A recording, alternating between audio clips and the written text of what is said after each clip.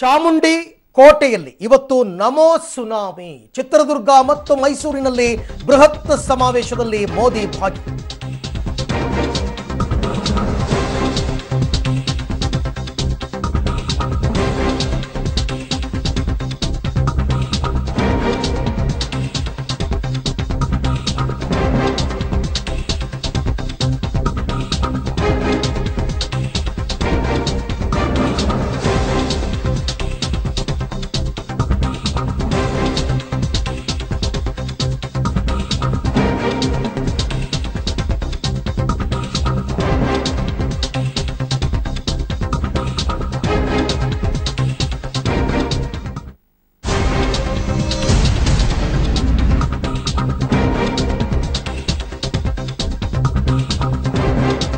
ಚಾಮುಂಡಿ ಕೋಟೆಯಲ್ಲಿ ಇಂದು ನಮೋ tsunami. 2 rally, 6 ಕ್ಷೇತ್ರಗಳ target.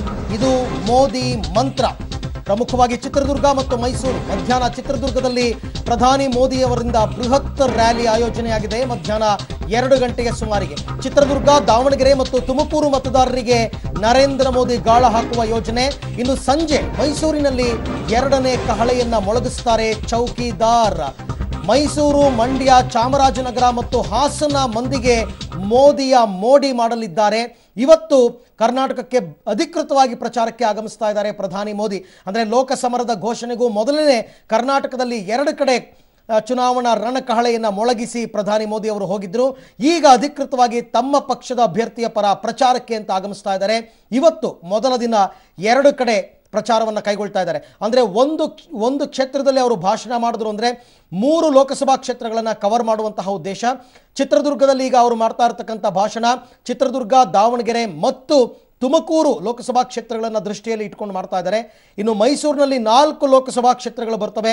Mysuru, Chamarajanagar, Mandya ಮತ್ತು ಹಾಸನ ಭಾಗದ ಮತದಾರರನ್ನು ಸೆಳೆಯೋದಕ್ಕೆ ನರೇಂದ್ರ ಮೋದಿ ಅವರು ಇವತ್ತು ಆಗಮಿಸ್ತಾ ಇದ್ದಾರೆ.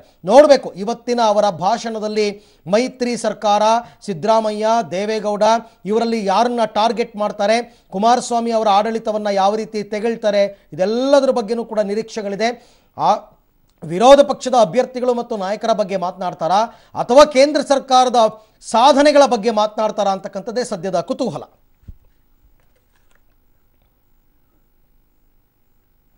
ಓಕೆ, ಬನ್ನಿ ನೇರವಾಗಿ ನಾವೀಗ ಚಿತ್ರದುರ್ಗಕ್ಕೆ ಹೋಗೋಣ. ನನ್ನ ಕೊಲೀಗ್ ಸಿದ್ದರಾಜು ನನ್ನ ಜೊತೆ ಇವಾಗ ಲೈವ್ ಜಾಯಿನ್ ಆಗ್ತಾ ಇದ್ದಾರೆ. ಎಸ್ ಸಿದ್ದರಾಜು, ಪ್ರಧಾನಿಗಳು ಇವತ್ತು ಚಿತ್ರದುರ್ಗಕ್ಕೆ ಆಗಮಿಸ್ತಾ ಇದ್ದಾರೆ. ಎಲ್ಲೆಲ್ಲಿ ಭೇಟಿ ಕೊಡ್ತಾರೆ, ಅವರ ಜೊತೆನಲ್ಲಿ ಯಾವ್ಯಾವ ನಾಯಕರು ಇರ್ತಾರೆ, ಸುಮಾರು ಎಷ್ಟು ಜನ ಸೇರ್ತಕ್ಕಂಥ ನಿರೀಕ್ಷೆ ಇದೆ? ಅರವಿಂದ್, ಏನಂತಂದ್ರೆ ವಿಧಾನಸಭಾ ಚುನಾವಣೆ ವೇಳೆ ಏನು ಕೋಟೆ ನಾಡಿನಲ್ಲಿ ಕಮಾಲ್ ಮಾಡಿದಂತ ನರೇಂದ್ರ ಮೋದಿ ಅವರು ಈಗ ಲೋಕಸಭಾ ಚುನಾವಣೆಯಲ್ಲೂ ಕೂಡ ಒಂದು ಮೋಡಿ ಮಾಡಬೇಕು ಅಂತೇಳಿ ಚಿತ್ರದುರ್ಗದತ್ತ ಲಗ್ಗೆ ಇಡ್ತಿದ್ದಾರೆ. ಇಂದು ಮಧ್ಯಾಹ್ನ ಸರಿಸುಮಾರು 1:50ಕ್ಕೆ ಏನು DRDO ಸಂಸ್ಥೆಯಲ್ಲಿ ಬರ್ತಾರೆ. ಅಲ್ಲಿಂದ ಏನು ಒನಕೆ ಓಬವ್ವ ಕ್ರೀಡಾಂಗಣಕ್ಕೆ ಆಗಮಿಸಿ ನಂತರ ಮುರುಘರಾಜೇಂದ್ರ ಕ್ರೀಡಾಂಗಣಕ್ಕೆ ಧಾವಿಸಲಿದ್ದಾರೆ 2:20ಕ್ಕೆ.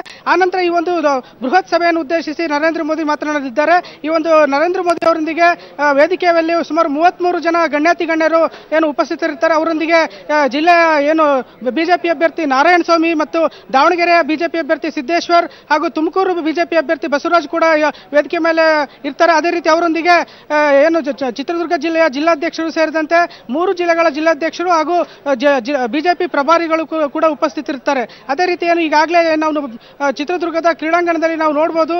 ಏನಂತಂದ್ರೆ ಸುಮಾರು 45,000ಕ್ಕೂ ಅಧಿಕ ಒಂದು ಆಸನಗಳ ವ್ಯವಸ್ಥೆಯನ್ನು ಈಗಾಗಲೇ ಮಾಡಲಾಗಿದೆ. ಅದೇ ರೀತಿ ಬಿಗಿ ಬಂದೋಬಸ್ತ್ ಕೂಡ ಏನು ಈಗಾಗಲೇ ಕ್ರೀಡಾಂಗಣದಲ್ಲಿ ಸಕಲ ಸಿದ್ಧತೆ ಕೂಡ ಮಾಡಲಾಗಿದೆ. ಏನು ಚಿತ್ರದುರ್ಗದ ಮುರುಘರಾಜೇಂದ್ರ ಕ್ರೀಡಾಂಗಣದಲ್ಲಿ